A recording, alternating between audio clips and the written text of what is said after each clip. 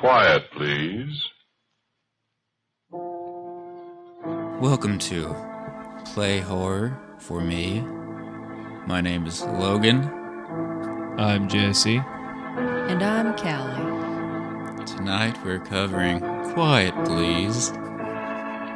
Episode titled The Thing on the Fourble Board.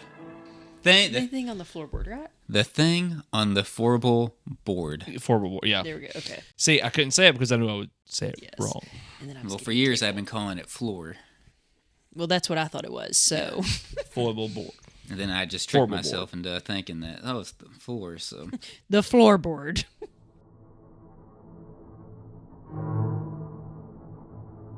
Deep underground, beneath miles of stone and rock, a driller strikes something that was never meant to be disturbed. What begins as a working man's tale soon unravels into pure nightmare fuel. First broadcasted in 1948, this episode of Quiet Please remains a masterpiece of slow burn horror, building towards one of the most skin-crawling endings ever heard on radio.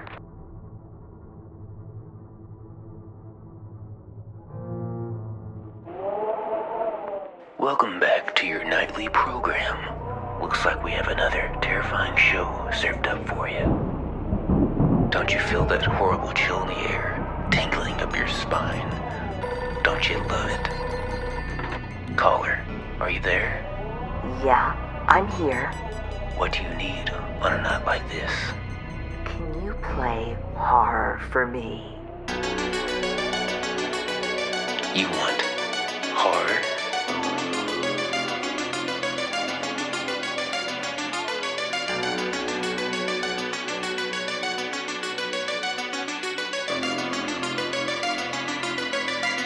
Play horror for me.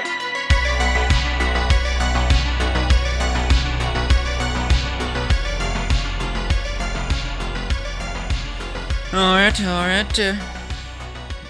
Has anyone got any hard feelings that they want to start with? This was y'all's. Are you guys familiar with radio shows? Do y'all listen to them? No.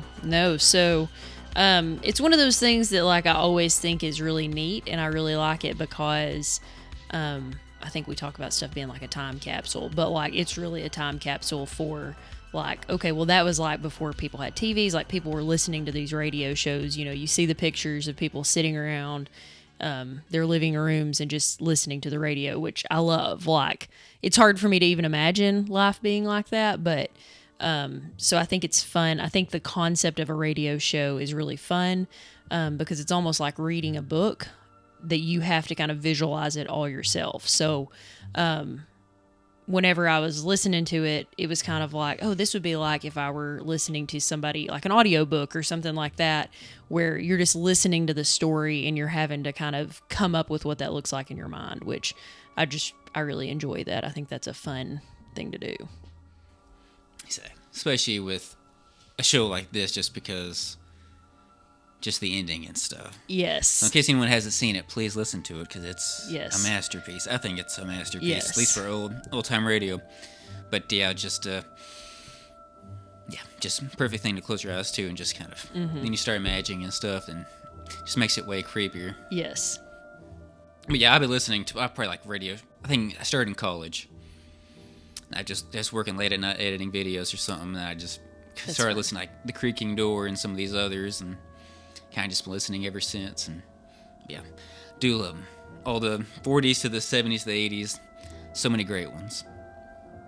Jesse?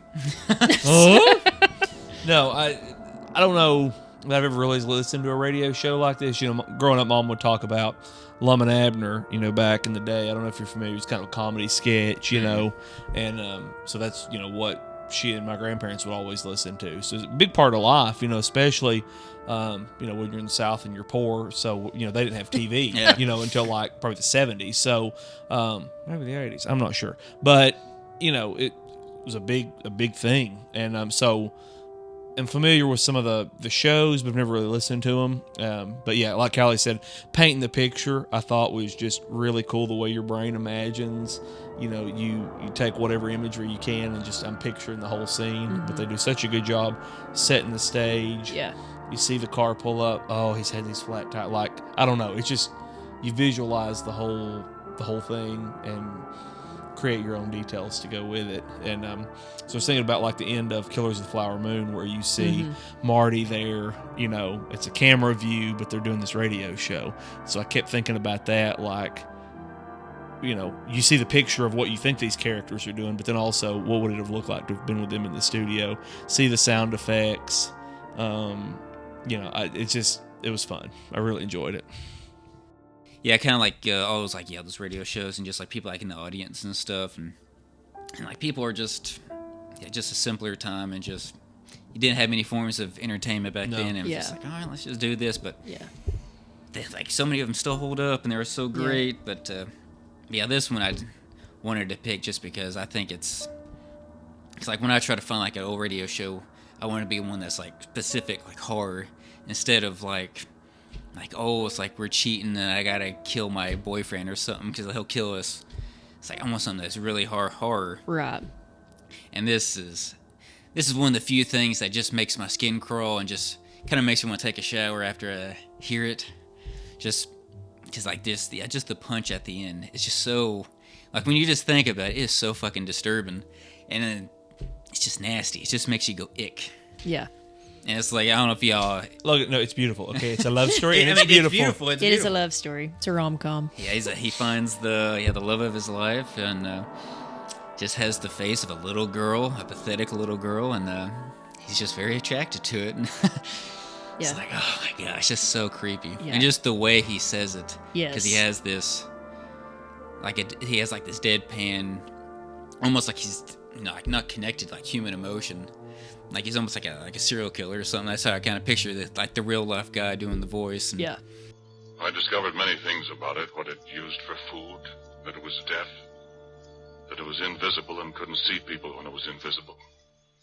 That if you sprayed it with mud or paint or grease paint, makeup, then it could see people. And believe me, I didn't want to see its body. I can see that in my nightmares. But its face... I can't help wanting to see that pathetic little girl face. I'm afraid maybe I've fallen... but it's very beautiful. And it turns on a dime, too. Yeah. Like, you've had this very normal conversation. Yes. You really, it's fairly short, 20 minutes or so. You've really come to identify with this person. And then, okay, this guy, he's a survivor. This guy's cool, he's taken me under his wing. He's taught me about oil rigs. And then, suddenly, he's having to confront this force, and then how quickly that turns and how just dead his voice is as he's talking about that. Yeah. Yeah, and I love it because, like, we were listening to it together and we both went, what? And, like, looked at each other like, oh, God. But, like, all the pieces are there. And I mean, it's such a good story, though, that, like, you should have seen this from the beginning, but you don't. You forget about what happens at the beginning because you're so caught up in the story. Yeah. And so the whole time I'm thinking, this is a really good story, but it's not that scary. So, yeah. It was a different time. I guess they didn't have as many scary things as we do now. They just had the atomic bomb and things of that nature. Nothing big. So, no big deal. You're just kind of like, well, it's not really scary, but I've enjoyed this. And then out of nowhere, you're reminded, oh, wait, there was something earlier on that should have given you a hint that you just kind of forgot about. Yeah. So, to me, it's the best kind of surprise. It's not one that comes out of left field that there was no way you could have seen it coming. It's the one that you should have seen and didn't. Yeah. And so then it just makes it that much more powerful. Exactly. Like, you'll meet my wife, Maxine. I call her Mike. Like you'll meet her later. Yeah. So, like, you kind of forget that. It's like, he's got a wife. He's nonchalantly saying it. Yeah, we're bookending the story. Yeah, and he's, like, calling to her, and, well, she just must not be hearing me. Yeah. And you're like, oh, okay, whatever. And then, God, it's just, and I just like the voice, like the moaning, the cries. Oh, my gosh. It's so creepy. Just, yes. And mewed like a lost kitten.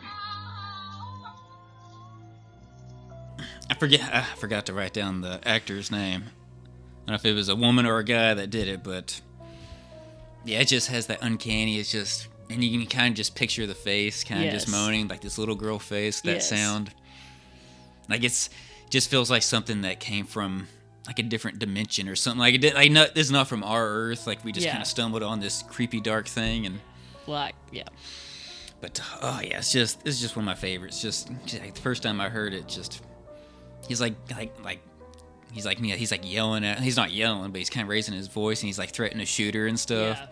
It's like another turn. It's just like, oh, super nice guy, but he's abusive. Yeah. It's like there's just lots of different things that you're kind of like, wait a minute, what? Hold on. And he's like, oh, just that. He's the way he talks about the face. Oh, that face. Yeah. And he's like, you just want to fall in love, or fall in, and then he just starts short of saying love.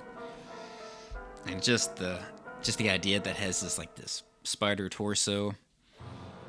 And it's just like, well, that's his wife, so he's probably having sex with it. It's just like, oh my god. Just a lot of pieces. He's afraid all at the same time. Because he's afraid of spiders, and he dreams of these terrifying spiders. Like, as long as I don't see it, I'm just looking at this face. Yeah, this face. This pathetic little girl face. It's like, ugh. But yeah, like the way he just reels you in, because he just feels like a common dude. Yeah. It's like, oh, this is my job, and we do this, we do that on the oil rig. Yeah, he just lulls you in, and you're just like, oh, yeah, nice guy. Yeah. And then it's like, no, you've spent like 20 minutes with like this weirdo. That's yeah. No, because you kind of get lulled in because he's talking about like the oil rigs and he's talking about all this, and you're kind of like, okay, I'm kind of lost in what you're talking about, but okay. So you're kind of focusing on what that is and like, what am I supposed to be remembering from this? Yeah. And then it's like, oh, so then I forgot about Mike at the beginning. Like, oh no. Who's Mike? What's going on here? Old Mike, and that makes it even like creepier because there she is. Come on in, dear. That's it. I had to hear it. Well, I love that he talks about it sounding like a cat, and you're like, well, it does, but it does sound like a child, like this guttural, like, ah. So It's this thing just moaning, just oh god, it's just so like, especially like 1948, and kind of just like squeak this buzz, like you couldn't do this in a movie or nothing. Yeah, like so you'd only do this with like audio when people like the censors probably ain't paying attention. Like there's nothing really to censor, but it's the only way you kind of squeak this story by. Just here's a super disturbing thing. Yeah, he's got a little child bride from Inner Earth, and that looks like a spider. And I think it's like even creepier because you don't see it. So then you're like visualizing, like you're making your own picture in your head based on that sound. And you're kind of like, oh no. No. And I just wonder, it's like, and like the whole idea of like her being stone. It's like, I don't know if that means anything or what, but like do y'all have any theories, or it's just this stone creature from inside of Earth?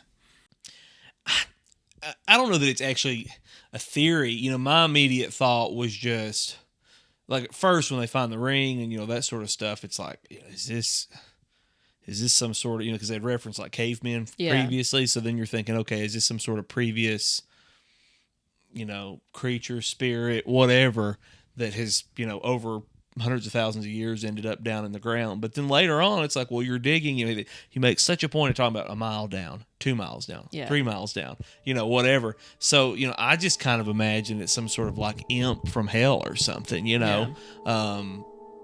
I don't know, but it's kind of this theme, and I don't know that it's true, but, where so much evil, like that you see in horror movies today, is, what are your worst fears? I'm going to show you your worst fears because that's the thing that's specifically most terrifying to you. So the fact that it knows that and is able to manifest itself as a spider, to me means it's pure evil. But I don't know. What are you... Callie, do you have thoughts or low? I mean, like, because I thought it was interesting, like, that's how he describes it as being stone, but then... like, I don't really have any theories, but I did find it interesting. Like, I feel like there has to be something there, and like there has to be some kind of alternate meaning or some kind of symbolism or something. But what are your thoughts, Logan? Like when he said that he found the finger right in the core, like was there a ring on the finger? Like, what was it? Yes, yeah. And then the guy that his partner puts on the ring, right? Yeah, and I don't think the ring was actually on the finger in the core. I think they were like side by side in the core. think. I'm not clear on that. It's But yeah, his buddy put it on his finger. But I don't know that he said his buddy put it on the finger until later. And then, yeah. Like he kind of tells that after the fact. Yeah. It's interesting. Because I think like when he's talking about the Black Widows and his dream, like doesn't he say like they got like gold rings around them? Yes. Yeah. Yeah. Yeah. I don't know.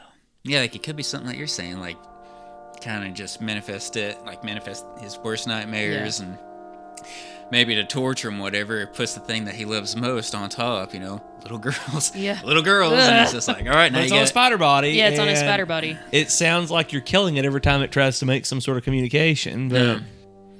But I just love it though. So I can't. yeah, I don't know. And then it's kind of like he's being punished. But for what? So Right. then I think that's interesting too, because you begin to have to think, okay, if it is evil or some sort of punishment, then what's he done wrong? Right. There's nothing in the story to indicate he's done anything wrong. He's out there, seems to be a hard worker.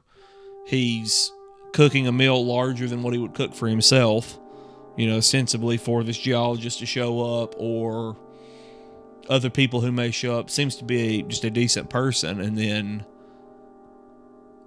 we have this thing that happens. So is he working on the oil rigs because he touched a little girl back home? And then, you just I don't know. What's the backstory? Yeah.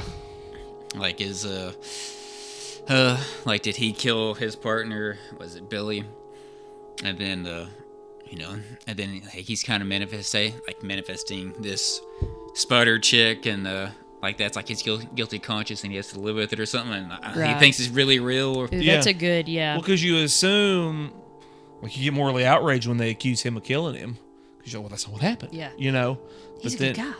Keep it off. Yeah, but then, okay, so yeah, what killed him? Was it really the spirit that killed him, or whatever you want to call it, or did he kill him? And then we were telling a good story out here, hanging out at this abandoned oil derrick by ourselves. Yeah. I don't know. Because when I thought about the stone, I forgot about the finger. But before I remembered it, I was like, oh, it's like he's talking about putting the cement in the pipe when it's like raining and stuff. And it's just like, oh, like what if the creatures like climbed through the pipe and they went through the cement or something? But because I feel like they focus on that cement part a lot. They just block out the rain. Yes. Yeah, And yeah. then you get like a stone. Yeah. The stone face coming up. And I don't love. know. Oh, go sorry. No, you're good. You're good. No, I was just saying, I love how detailed it is. Yeah. Well, now you probably don't know, but this is what a double is, or a triple, or whatever. You it's fun, like what kind of detail it goes in about the actual process without it being too much. Yeah. Without it like losing you totally. And I mean, part of that's because it's a radio program, so you're sucked in. You want to know, and you couldn't do that in another medium, which is part of what's fun about it. Yeah, it's just. It's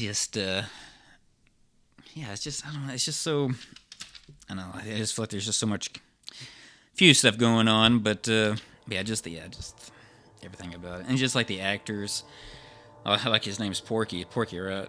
Yeah, Porky or Corky, yeah, Porky. I think it's Porky. It's like, does he make 7 pork chops every night, Yeah. no matter what? Like, Is that just his diet? I gotta know more. Put some poison on it. Here you go, Yeah. Billy, take some of that. Here you go. Make you a sandwich. Nah, you don't want to burn it. Yeah, I don't know.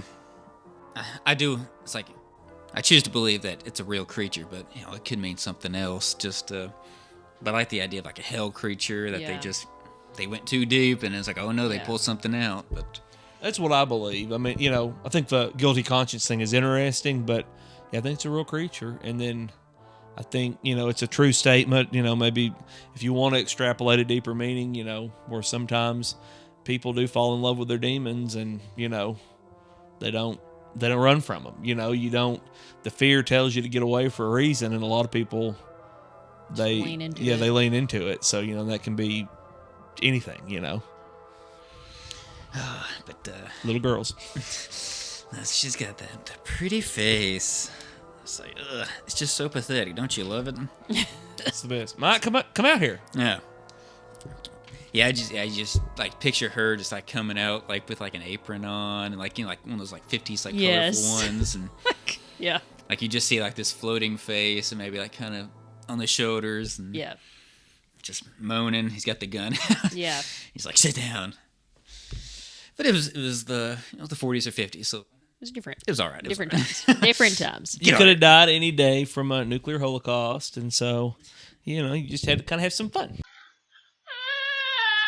The face of a little girl, frightened, crying with hunger and terror. Hands like a human being, and a finger missing from the left hand. And a body. Well, I tell you about that. I told you how I'm scared of spiders. But I knew where it came from. It had come from the bowels of the earth, come riding up on the drill pipe as we yanked it out of the well. Come to an alien world, and was lost. It stood there dripping with red paint, blood red from head to foot like some horrible dream. And it put its hand on my arm. Its hand was stone. Living, moving stone. And when it's well made up, it's... But making it up, rubbing grease paint on a stone face that looks at you and smiles, and it makes sounds like a lost kitten yet. I can disguise the body in long dresses. She can't hear very well, and when she's hungry, I have to stay out of her way. I found out what she likes to eat, remember? No, sit still. Sit still, do. Sit still or I'll have to shoot you. Yeah, but like him, like having his dream, and he's picturing hundreds of spiders like crawling out, and yeah, it's like he's kind of just manifesting, or maybe like a bunch of them poured out, and this was like the one that was like kind of like left behind on the the board or whatever, and just been waiting there for 20 years. And Well, that's true, and the rest of them Yeah. are out and about. I hadn't thought about that. she's a rescue, so he's a great guy. He really wanted to take her in. Just come on in here. But it's just the music, like the organ, it's not overdone. Yeah. It's just super simple. Yeah. Because like sometimes they can get big and very theatrical, which is great. But with this though, with like the guy's voice and just the style of story, especially for Quiet Please, it just makes it feel just unsettling, just eerie, and just great atmosphere. Well, no, and I mean, you know how much we love going out west. So, I mean, you're picturing this whole thing. Yeah. Oh, they're out there, this sparse, barren landscape. I mean, there's nothing but him, the rig, wherever he is around this fire, and then the, the car, and that's it. And I think originally I was picturing, like when they first started, I was picturing this at kind of like late evening, kind of like, right now. 5, 6 o'clock, something like that. But then later it's like, oh no, it's dark. We've got lanterns, So then it paints like, I think it's fun the way it just pulls you in. You learn things as you go along, and so it modifies your vision. But then it kind of sucks you into this creepy vortex too. But yeah, the music. I mean, we talk about that on every show. But there's a reason that the only things we participate in on this show have good music. So Yes. but So definitely a big part of it. yeah. Especially the intro and like the theme and stuff. It's just so simple, and just the voice. And Well, and you really you really think about people saying you have a voice for radio. Oh, but yeah. just how good his voice Yeah. is. Really like the the voice of Mike. Just it's this believable campfire scene. These two men, hardworking men. no, They like a little bathtub gin on the side. It's not a big deal. we'll drink and drive on we'll drink on the job. It's all right.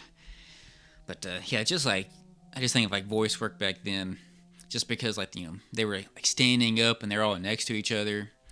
Where it's like today it's just everybody's in a booth sitting down in a chair and they're looking at the script.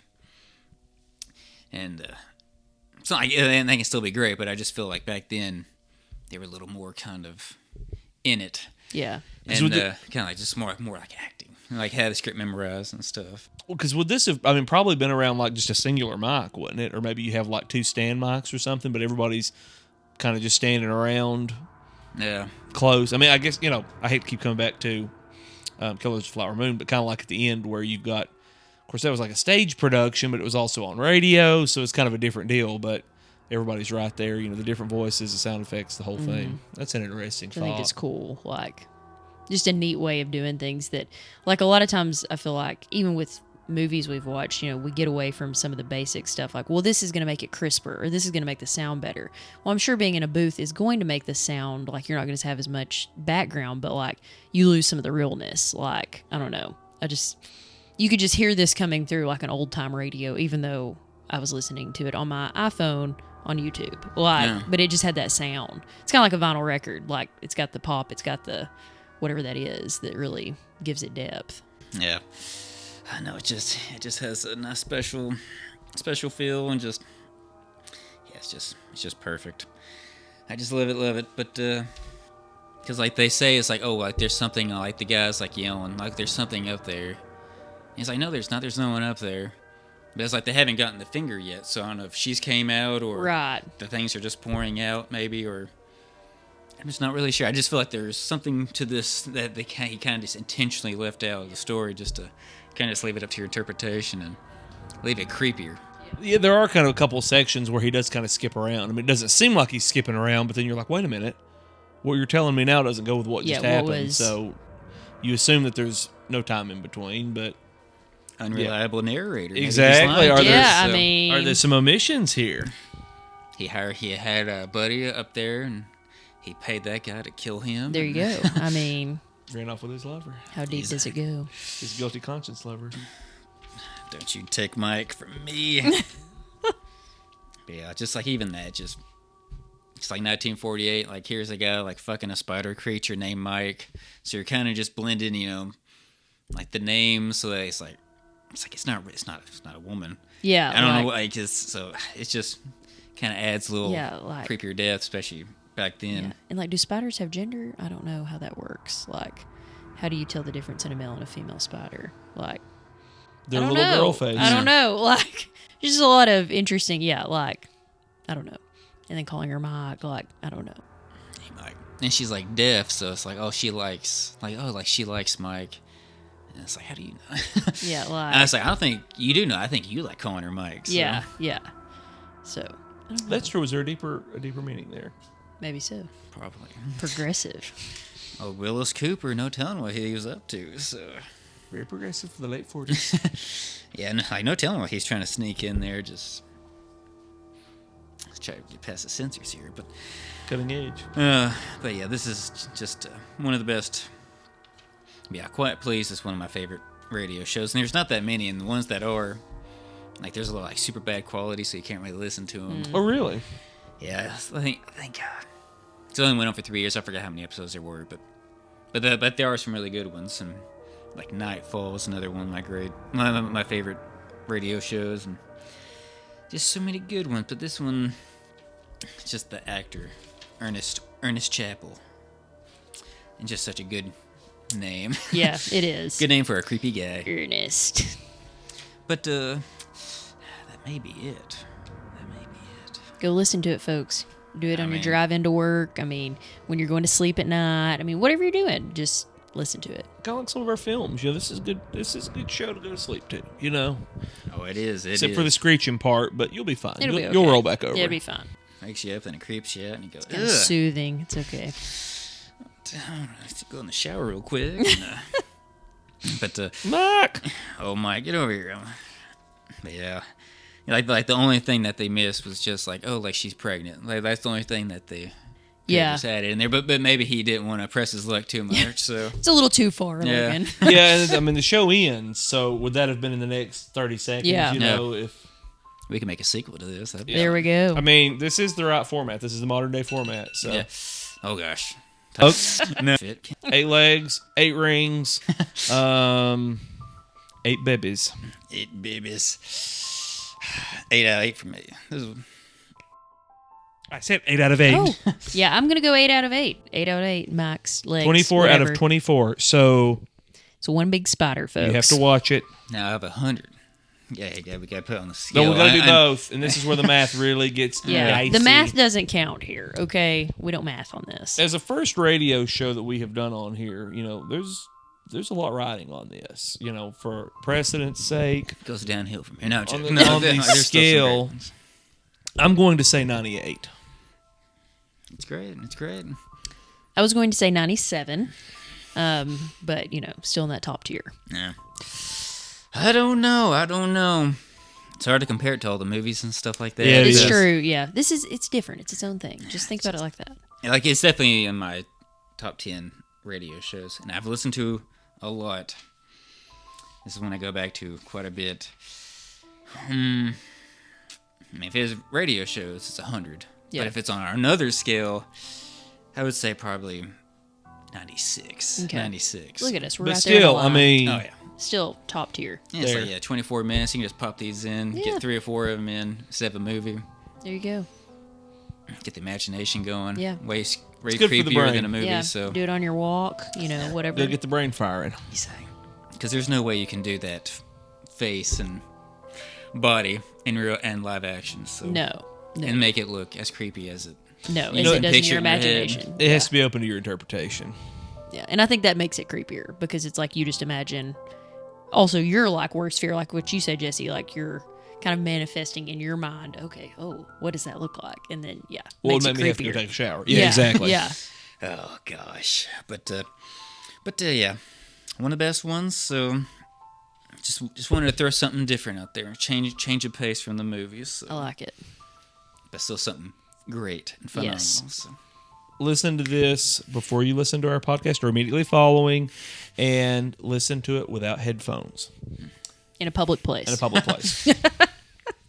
Crank it up loud. There you go. What are you listening to? I don't know. Maybe at work, get your coworkers interested. Yeah. Do you hate your job? Play this there. Play it. What are you listening to? Sounds like my cat. What is that? But yeah, it's great. Perfect. All right. I'm Go listen. No, it's great. I Yeah, really enjoyed it. Really enjoyed it. No. So that's good. That's it for now. All right. That's it. I'm This has been an episode of Play Your Radio Horror for Me. done. I'm Thank Jesse. you. And I'm Kelly. Do we always say And that was Logan. No, we don't.